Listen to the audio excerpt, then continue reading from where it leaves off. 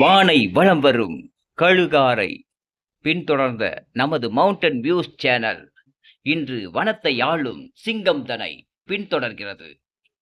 நான் உங்கள் நண்பன் விமல். லைக், கமெண்ட், சப்ஸ்கிரைப் பண்ணுங்க. சிங்கம் போல கெத்த காட்டு.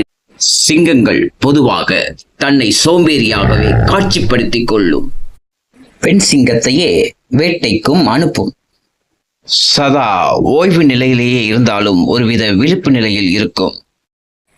தன் சந்ததியை பாதுகாக்கவும் தன் இருப்பிடத்தை தக்க வைக்கவுமே இவ்வாறு நடந்து கொள்கிறது. கழுதை புலிகளோ அல்லது வேறு விலங்கினங்களோ எதிர்த்து வந்தால் துவம்சம் செய்துவிடும். நண்பா, நீயும் எல்லா நேரங்களிலும் உன் திறமையை வெளிக்காட்ட வேண்டும் என்ற அவசியம் இல்லை. தேவைப்படும் சமயங்களில், அதாவது உன் சுய மதிப்புக்கு பங்கம் ஏற்படும் பொழுது உன் முழு சக்தியை வெளிப்படுத்து. எண்ணுவதெல்லாம் வெற்றி, வெற்றியை தவிர வேறில்லை என்று சத்திய பிரமாணம் எடுத்து பிறந்தவைதான் சிங்கங்கள். புள்ள நரிகளின் தந்திரங்கள் இதன் முன் எடுபடாது. எண்ணிலை வரினும் வெற்றியை நோக்கி முன்னேறும். தனித்து நில், தனித்துவமாய் துணிந்து செல். தனக்கு நிகராய் எவரையும் ஏற்காது. பிறந்த 4 வருடத்தில் தன் குட்டிகளை உனக்கான ராஜ்யத்தை நீயே உருவாக்கு என துரத்திவிடும். பிள்ளைகளை உங்கள் நிழலிலேயே வளர்த்தாமல் வெளி உலக நடைமுறைகளை புரிந்து கொள்ளவும், வெளி உலக அனுபவங்களை பெற உதவுங்கள். வெறும் கர்ஜனை மட்டும் போதாது. சிங்கம் போல ஸ்ட்ரென்த் எனக்கு என்னும் விளம்பர வாசகம் சொல்லும் சிங்கத்தின் வலிமையை. லைக் பண்ணுங்க, ஷேர் பண்ணுங்க, மறக்காம சப்ஸ்கிரைப் பண்ணுங்க, கிளிக் பண்ணுங்க.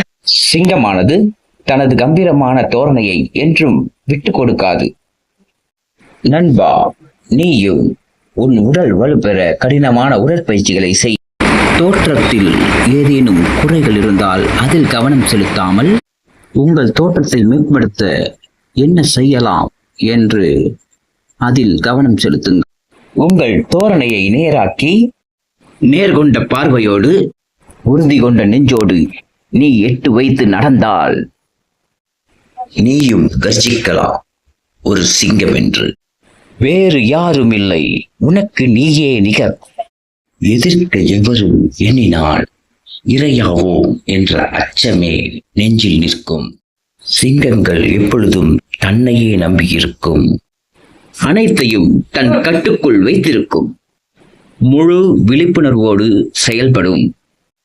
நீங்கள் நிச்சயமாகவே சிங்கம்தான். சுய ஒழுங்கின்மை என்னும் சிறையில் அடைபட்டிருக்கிறீர்கள். நீங்கள் சுய ஒழுங்கின்மை என்னும் விலங்கொடித்து சுதந்திர சிங்கமாய் திகழுங்கள் உங்கள் காட்டில். Thank you for watching.